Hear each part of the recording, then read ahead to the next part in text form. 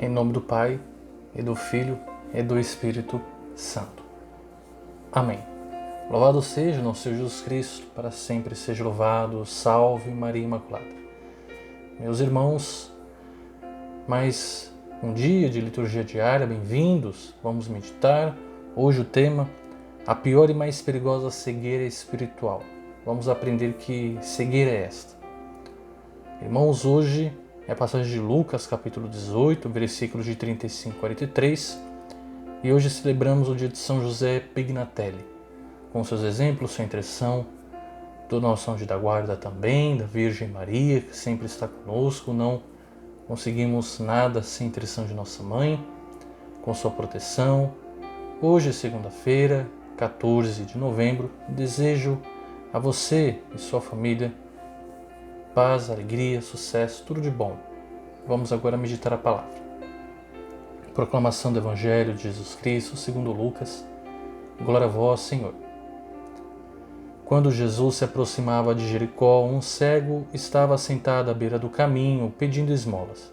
Ouvindo a multidão passar, ele perguntou o que estava acontecendo. Disseram-lhe que Jesus Nazareno estava passando por ali. Então o cego gritou: Jesus, filho de Davi, tem piedade de mim. As pessoas que iam na frente mandavam que ele ficasse calado, mas ele gritava ainda mais: Filho de Davi, tem piedade de mim. Jesus parou e mandou que levasse o cego até ele. Quando o cego chegou perto, Jesus perguntou: Que queres que eu faça por ti? O cego respondeu: Senhor, eu quero enxergar de novo. Jesus disse: Enxerga, pois, de novo, a tua fé te salvou. No mesmo instante, o cego começou a ver de novo e seguia Jesus, glorificando a Deus. Vendo isto, todo o povo deu louvores a Deus. Palavra da salvação, glória a vós, Senhor. Meus irmãos, vejam que interessante, com aquela nossa vontade, nosso desejo de alcançar alguma graça, alguma cura, libertação, nós focamos muito neste cego, que fala: Filho de Davi, tem piedade de mim. É realmente uma história muito bonita. Ele se esforçou e ele teve até um problema, que as pessoas estavam mandando ele ficar calado. Então nós lidamos isso como um obstáculo que ele venceu e realmente teve muita fé, insistiu. Isso é fé, insistir. Mas muitas vezes esquecemos de lidar com essas pessoas. Esse versículo 39, as pessoas que iam na frente mandavam que ele ficasse calado. Mas vejam bem, será que não somos nós essas pessoas? Temos que nos perguntar. A maior cegueira é espiritual. Este cego, ele enxergava muito melhor do que essas pessoas. Ele estava sofrendo, pedia esmolas, mas só disseram de Jesus, ele acreditou. Nos olhos da fé ele enxergava muito bem. Jesus, filho de Davi, tem piedade de mim. Então Jesus, ele acreditava no nome de Jesus. Filho de Davi, acreditava na profecia, na descendência. Ele é o rei, vai pegar o reinado de Davi, reinar para sempre. Tem piedade de mim, tem misericórdia, tem fé na misericórdia dele, no poder dele para curar. E disse: quero ver de novo. Então ele acreditou em Jesus. Essas pessoas não enxergavam o sofrimento dele, a necessidade. Ele passava fome, precisava de esmola para sobreviver. Então eles não tinham caridade, olho em trevas. Jesus falou: o olho em trevas deixa o corpo todo em trevas, e enxerga como forma ruim. Mas era para enxergar como algo bom. Sim, continue gritando, Jesus vai te escutar, continua clamando. Jesus leva o cego até lá. Jesus, ele precisa de ajuda. Eles não fizeram isso. E por que não? Porque não seguiam a passagem bíblica, não fizeram aquilo que Paulo falou. Primeira carta aos Coríntios, capítulo 13. A caridade é paciente, eles não tinham paciência. A caridade é bondosa, não tem inveja. Eles não tinham bondade, tinham inveja, não queriam que um cego tivesse mais do que eles, que estivesse no mesmo patamar deles. A caridade não é orgulhosa, não é arrogante nem escandalosa. Eles foram orgulhosos, escandalizaram. não busca os seus próprios interesses, não se irrita, não guarda rancor. Estavam irritados, estavam buscando o seu próprio interesse, não se importaram com o cego, não se alegra com a injustiça, mas se rejubila com a verdade. Eles não estavam praticando a verdade que Jesus ensinou. Estavam praticando uma injustiça, porque ele merecia, ele poderia ser salvo. Jesus veio por todos. Tudo desculpa, tudo crê, tudo espera, tudo suporta. Eles não estavam suportando a situação, não estavam esperando, não tinham paciência. E é o que está acontecendo cada vez mais na igreja. As pessoas estão levando o mundo para a missa, a forma com que o mundo pensa. As pessoas estão comungando e Jesus está lá, junto com o mundo. Jesus não aceita isso. Não podemos servir a dois senhores. Ele não aceita dividir espaço. Então o correto é nós termos Jesus em nós, comungando, levar Jesus para o mundo, para evangelizar as pessoas, dar bons exemplos. Está sendo ao contrário. Então devemos ter cuidado com isto. A primeira leitura hoje de Apocalipse diz, alguns versículos, capítulo 1. Feliz aquele que lê, aqueles que escutam as palavras dessa profecia e também praticam o que nele está escrito, pois o momento está chegando. Conheça a tua conduta, o teu esforço e a tua perseverança. Sei que não suporta os maus. Puseste à prova alguns que se diziam apóstolos e descobriste que não eram apóstolos, mas mentirosos. És perseverante. Sofreste por causa do meu nome e não te desanimaste. Todavia, uma coisa que eu reprovo: abandonaste o teu primeiro amor. Lembra-te de onde caíste. Converte-te e volta à tua prática inicial. Se pelo contrário não te converteres, virei depressa e arrancarei o teu candelabro do seu lugar. Então vai vir o tempo da cobrança. Essas pessoas então estavam participando dos encontros, da missa, praticavam de todos os ritos, da liturgia, como aquelas pessoas que estavam seguindo a Jesus, mas não estavam enxergando onde estavam errando, o seu orgulho, sua falta de caridade, voltar ao primeiro amor, aquele esforço, a caridade é dada pelo Espírito no batismo, Então, os votos de batismo, estamos cumprindo? Lá no início nós fazemos os votos, começam pelos nossos pais, depois nós fazemos primeira comunhão, na crisma é renovado, os votos do batismo. Então temos que verificar se nós estamos cegos como essas pessoas. Estamos trabalhando no primeiro amor? Estamos nos convertendo? Estamos voltando a Deus pela confissão? Devemos prestar atenção. E no Salmo responsorial hoje, Salmo 1, ao vencedor concederei comer da árvore da vida.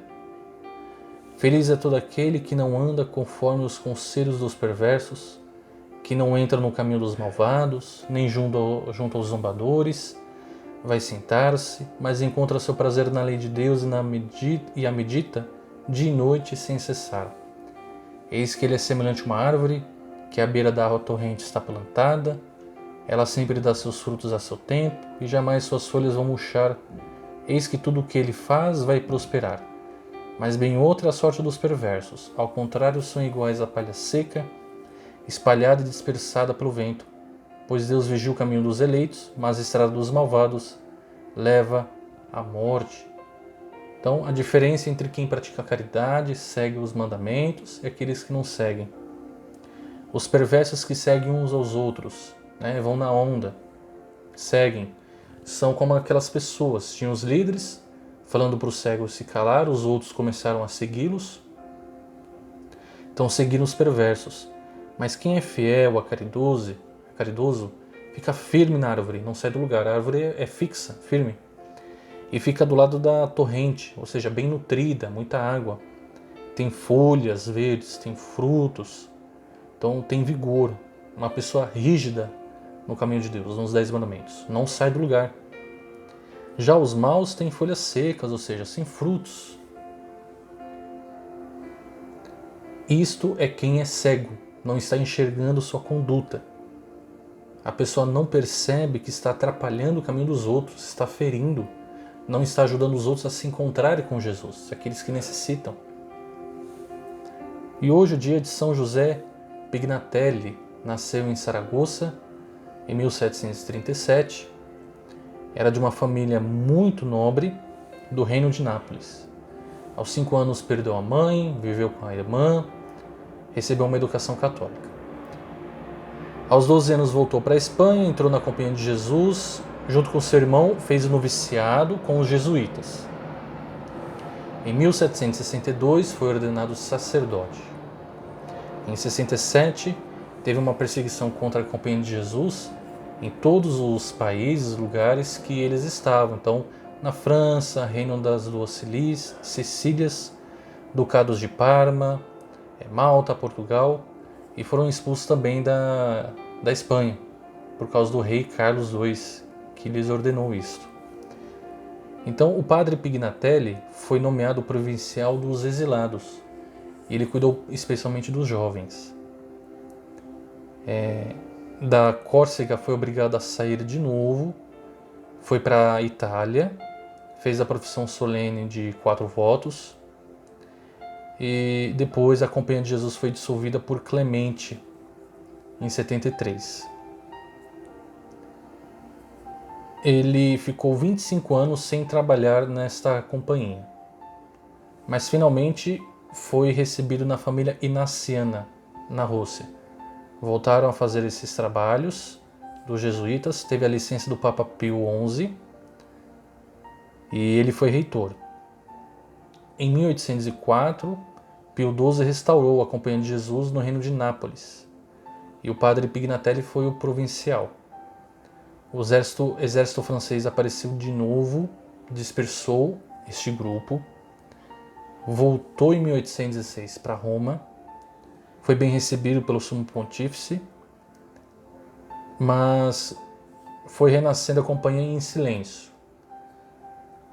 Esse fato só realmente acontecia em 1814, pelo Papa Beneditino Pio XII. Ele tinha falecido 3 anos antes, em 1811. Isso com 74 anos. Foi beatificado pelo Papa Pio XI em 1933, que o chamou o santo de o principal anel da cadeia entre a companhia que existira e a companhia que ia existir, o restaurador dos jesuítas. Então foi muito importante esse santo. Ele era muito devoto do Sagrado Coração de Jesus, da Virgem Santíssima, passava noites inteiras diante do Santíssimo Sacramento, fazendo adoração, e foi canonizado em 1954 pelo Papa Pio XII. Então, ele um grande exemplo de quem enxergava bem.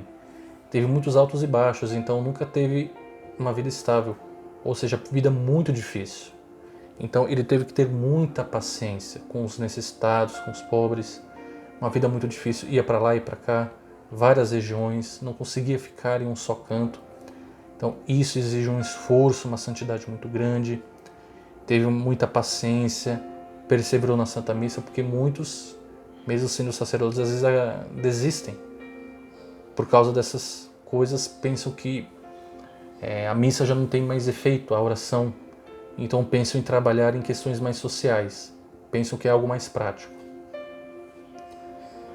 Então, devemos, à luz do Evangelho, enxergar se nós realmente somos caridosos ou não. O que nós estamos fazendo? Ajudando as pessoas a se aproximarem de Jesus, os cegos, os necessitados, os pobres? E estamos levando Jesus eucarístico dentro de nós até as pessoas, ou nós estamos atrapalhando? Com escândalo, falta de paciência, com orgulho, exibição, tomar partido, gosto mais daquele, não daquele, cumprimento este, não aquele, escandalizando, dando mau exemplo aos jovens. A hipocrisia e egoísmo, querer Jesus somente para mim, é para todos Jesus. E é egoísmo eu rezar o Pai Nosso, que é no plural, não é Pai meu, é Pai Nosso, o pão nosso, perdoai-nos, é por todos, sendo que eu não estou vivendo isso. A fé sem obras é morta. Então, por que estou comungando? Comunhão, já falei, é comum união, é o pão para todos, a Eucaristia é para todos. Jesus quer dar para todos. Então eu estou comungando do corpo e do sangue o mesmo que os outros estão comungando. Então somos irmãos de sangue. Do sangue de Jesus, estamos conectados por Jesus. Eu não posso ter a hipocrisia de comungar Jesus, de rezar o Pai Nosso, sendo se eu não estiver vivendo isto. Então devemos voltar ao início da conversão, como dito em Apocalipse, conversão, verificar a nossa conduta, ser uma árvore de bons frutos, como está no Salmo, para verdadeiramente vivermos este Evangelho que Jesus está nos ensinando. Cuidemos então da cegueira espiritual e sejamos mais caridosos. Amém? Em nome do Pai, e do Filho, e do Espírito Santo. Amém.